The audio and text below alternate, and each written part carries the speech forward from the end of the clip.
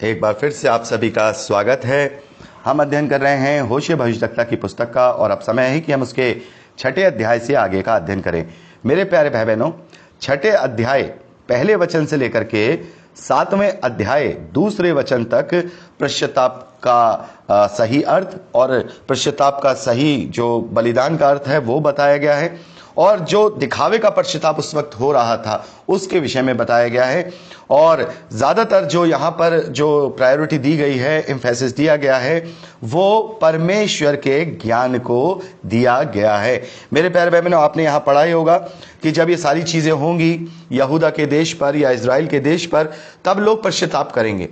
लेकिन मेरे प्यारे भाई बहनों, वो असली पश्चाताप नहीं होगा, वो केवल दिखावे का पश्चाताप होगा। लेकिन परमेश्वर चाहता है कि तुम असली वाला पश्चाताप करो, मेरे ज्ञान के खोजी हो जाओ और ज्ञान के खोज करके उस ज्ञान को अपने पास रखकर उसी ज्ञान के अनुसार मुझे प्रसन्न करने का प्रयास करो। देखिए यहाँ लिखा है, आगे लिखा है कि जब वो लोग उसे ढूंढने लगेंगे, जैसे हम 5वें अध्याय 15वें वचन में पढ़ते हैं कि जब तक वे अपने प्राण को अपराधी मानकर यानी कि पश्चाताप नहीं कर लेंगे या मेरे दर्शन के खोजने वाले ना होंगे, तब तक मैं उनके स्थान में ना लौटूंगा और वो संकट में पड़े रहेंगे जब तक वो जी लगाकर मुझे ढूंढने का प्रयास नहीं करेंगे। तो यहां पर क्या होता है, उसी की कंटिन्यूटी में बात की जा रही है। चलो हम यहोवा की ओर फिरें। यह बात होशे भविष्यवक्ता लिख रहे हैं परमेश्वर की ओर से कि चलो आओ हम यहोवा की ओर फिरें, क्योंकि उसी ने हमें फाड़ा है और वही हमें चंगा भी करेगा। उसी ने हमें मारा है, वही हमारे घावों पर पट्टी बांधेगा। 2 दिन के बाद वह हमको जलाएगा और तीसरे दिन हमको उठाकर खड़ा करेगा, तब हम उसके सम्मुख जीवित रहेंगे। आओ हम ज्ञान ढूंढें, वरन यहोवा का ज्ञान प्राप्त करने का प्रयास करें, क्योंकि यहोवा का प्रकट होना भोर का सा निश्चित है। जो वर्षा के समान हमारे ऊपर आएगा, वरन बरसात के अंत की वर्षा के समान, जिससे भूमि सिंचती है। तो यहां कहने का मतलब है कि आओ हम पश्चाताप करें, पश्चाताप करें। अगर हम पश्चाताप करेंगे तो जिसने हमें फाड़ा वही चंगा कर देगा, जिसने हमें घाव पर घाव दिए हैं वही हमें हमारे घाव पर जो है पट्टी बांधेगा। इसलिए हम परमेश्वर के ज्ञान का प्राप्त करने का प्रयास करें कि परमेश्वर हमसे चाहता क्या है। मेरे प्यारे भाई बहनों, आखिर परमेश्वर का ज्ञान क्या है? क्या है परमेश्वर का ज्ञान? मेरे प्यारे भाई बहनों, इसके विषय में मैंने एक संदेश दिया हुआ है। अगर आप चाहते हैं, मैं समझता हूं कि शायद आपने देखा भी होगा, अगर आप में से जो भाई बहन चाहते हैं कि परमेश्वर का सही मायने में ज्ञान क्या होता है, तो आप मुझसे वो संदेश का लिंक ले सकते हैं। आपको टाइप करना होगा। देखिए मेरे प्यारे भाई बहनों, बहुत सारे बैचेस चल रहे हैं, इसलिए हमारी टीम को थोड़ा ये कंफ्यूज हो जाता है कि किसको क्या भेजना है। तो आप लोग जो है टाइप करेंगे परमेश्वर का ज्ञान क्या है, उसका लिंक भेज दीजिए, या इंग्लिश में भी लिख सकते हैं तो आपको वो दे दिया जाएगा। बहुत अच्छी तरह से परमेश्वर का ज्ञान क्या है, और ओवरऑल तरीके से मैं आपको यहां भी बताना चाहूंगा, परमेश्वर की इच्छा को समझ लेना ही परमेश्वर का ज्ञान है। ये ओवरऑल मूल है उस संदेश का कि हम ये जान ले कि परमेश्वर की इच्छा मनुष्यों से क्या है। अगर हम उसे जान लेंगे तभी हम उसके अनुसार अपने जीवन को जी पाएंगे, और वो उसकी इच्छा क्या है ये उस संदेश में हम बहुत अच्छी तरह से पढ़ सकते हैं। तो यहां पर लिखा जा रहा है कि पश्चाताप करो और उसके ज्ञान की खोजी हो जाओ और ज्ञान प्राप्त करो, और ज्ञान प्राप्त करके उसे रख लो। देखिए आगे लिखा है, हे एफ्रेम मैं तुझसे क्या कहूं या क्या करूं, हे यहूदा मैं तुझसे क्या करूं या क्या कहूं। तुम्हारा प्रेम तो भोर के मेघ के समान और सवेरे उड़ जाने वाली ओस के समान है। इस कारण मैंने भविष्यद्वक्ताओं के द्वारा मानो उस पर कुल्हाड़ी चढ़ाकर उन्हें काट डाला और अपने वचनों से उनको घात किया, और मेरा न्याय प्रकाश के समान चमकता है। तो यहां पर परमेश्वर कहता है कि तुमने ये बातें की, तुमने पश्चाताप किया कि चलो हम ये करते हैं, सारी बातें करते हैं। तो यहां पर एक तरीके से परमेश्वर कहता है कि तुमने ये सब बातें कही, लेकिन उसके बावजूद भी अब मैं तुमसे क्या कहूं, मैं तुमसे क्या कहूं एफ्रेम यानी इजरायलियों, क्या कहूं मैं तुमसे यहूदा।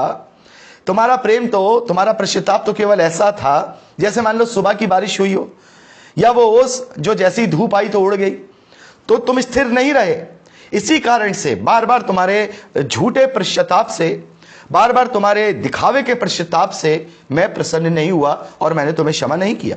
और इसी कारण से मैंने भविष्यद्वक्ताओं के द्वारा तुम्हारे विरुद्ध चेतावनियां दी, तुम्हारे विरुद्ध वचन दिए। यिर्मयाह भविष्यद्वक्ता हैं, बाद में हुए होशे के द्वारा भी बात हो रहा है। उससे पहले हम देखते हैं प्रभु के और दासों ने भी जो है भविष्यवाणियां की हैं। तो यहां पर हम क्या देखते हैं कि परमेश्वर कहता है कि तुम सही नहीं कर पाए। अरे भाई, मैं दिखावे से प्रसन्न नहीं होता हूं, तुम लोगों ने बलिदान चढ़ा दिए, प्रायश्चित के भेड़े चढ़ा दी, प्रायश्चित के बकरे चढ़ा दिए, प्रायश्चित के कबूतर चढ़ा दिए। लेकिन प्रभु परमेश्वर यहां उनसे कहते हैं 6ठे वचन में होशे भविष्यद्वक्ता के द्वारा, क्योंकि मैं बलिदान से नहीं स्थिर प्रेम से प्रसन्न होता हूं और होम बलियों से अधिक ये चाहता हूं कि लोग परमेश्वर का ज्ञान रखें। यानी ये जाने की मेरी इच्छा तुमसे क्या है, मेरी इच्छा ये है कि तुम प्रायश्चित करो, और ना केवल प्रायश्चित करो वरन हृदय से प्रायश्चित करो। हमने ये पढ़ा यहेजकेल भविष्यद्वक्ता की पुस्तक में, माफ कीजिए यिर्मयाह भविष्यद्वक्ता की पुस्तक में, कि मैंने ध्यान लगाकर सुना, लेकिन मुझे एक भी हृदय से ये आवाज सुनाई नहीं दी कि हाय मैंने ये क्या किया। पश्चाताप की ऊपरी दिखावे तो बहुत सारे हुए, लेकिन अंदर का पश्चाताप मुझे सुनाई नहीं दिया। और जैसे कि हम देखते हैं बहुत सारे लोग क्या होते हैं, परमेश्वर से प्रायश्चित करते हैं तो बाइबल पढ़ना शुरू कर देते हैं, संगति करना शुरू कर देते हैं। हाँ ठीक है, ये करना चाहिए, लेकिन वो इनसे ज्यादा प्रसन्न नहीं होता है कि जब आप बाइबल पढ़ रहे हैं तो बाइबल में जो परमेश्वर का वचन है वो अपने जीवन में लागू करें। वो बलिदान से, ये इस तरीके के आडंबरों से, यहां बलिदान कौन से हैं, जो शारीरिक बलिदान है, जैसे भेड़ बकरियों का बलिदान जो व्यवस्था में बताए गए हैं, या होम बलि वगैरह अन्य बलि है।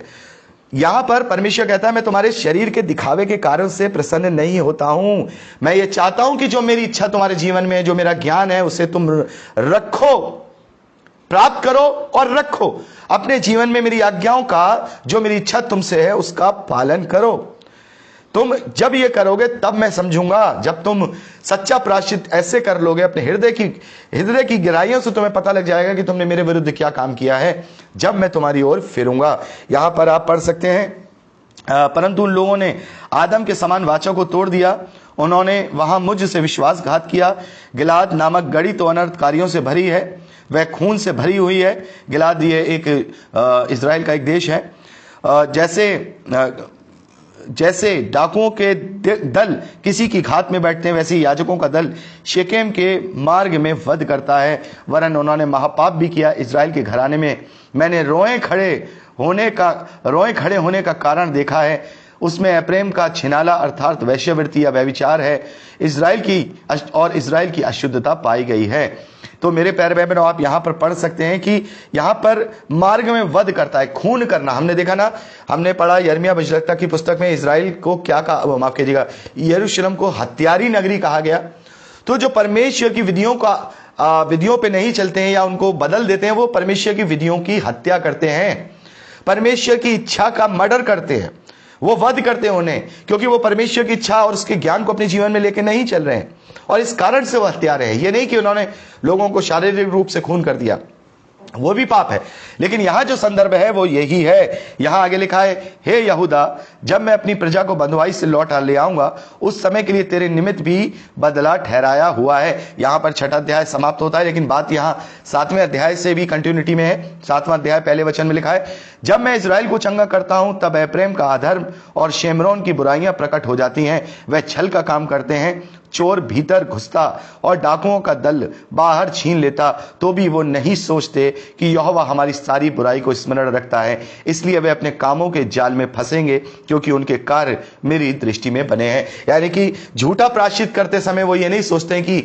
अभी तक हमने अपने आप को अंदर से नहीं बदला है, लेकिन ये वो नहीं सोचते हैं कि परमेश्वर तो जानता है, परमेश्वर तो जानता है वो सारी बुराइयों के लिए उसने हमारे लिए मुकदमा किया है, उसने हमारे अंदर ये सारी बुराइयां पाई हैं।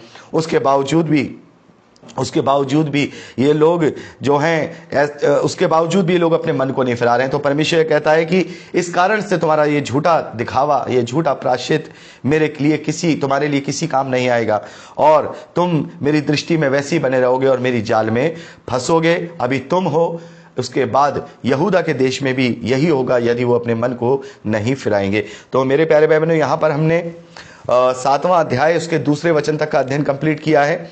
अब हम तीसरे अध्याय से आगे का अध्ययन करेंगे, जो कि हम अब परसों करेंगे। तो मैं चाहूंगा कि आप आगे से आगे पढ़ लीजिएगा, क्योंकि बहुत सारी बातें हम यहाँ स्किप भी करेंगे, क्योंकि हम बहुत सारी बातें हम पढ़ते चले आ रहे हैं। देखिए मेरे प्यारे भाई बहनों, सारे भविष्यद्वक्ताओं ने वही बातें की हैं, सेम टू सेम, जो परमेश्वर के विरोध में उन्होंने जो महा अपराध किए हैं, मूर्ति पूजा, दूसरे देवी देवताओं के पास जाना, व्यभिचार करना। तो हर जगह, चाहे वो शेमरोन इजराइल हो, चाहे यरूशलेम यहूदा हो, वहां जहां जहां परमेश्वर ने देखा कि मेरी प्रजा मेरे विरोध में जाकर मेरे ज्ञान के ना होने से नाश हो रही है, वहां वहां परमेश्वर ने अपने दास भविष्यद्वक्ताओं के द्वारा चेतावनी दी। तो यहाँ होशे के द्वारा ऊपरी देश में दी जा रही है, उत्तरी देश में दी जा रही है, और उसके बाद यिर्मयाह के द्वारा दक्षिण के देश अर्थात यहूदा के देश को भी दी जाएगी। तो मेरे प्यारे बहनों, अब हम परसों आगे का अध्ययन करेंगे। प्रभु आप सबको बहुत आयत की आशीष दे, अपने वचन में दृढ़ करे, यीशु के सामर्थ्य और पवित्र नाम में आमीन। Praise the Lord. जय मसीह की। खुश रहिए, सुरक्षित रहिए।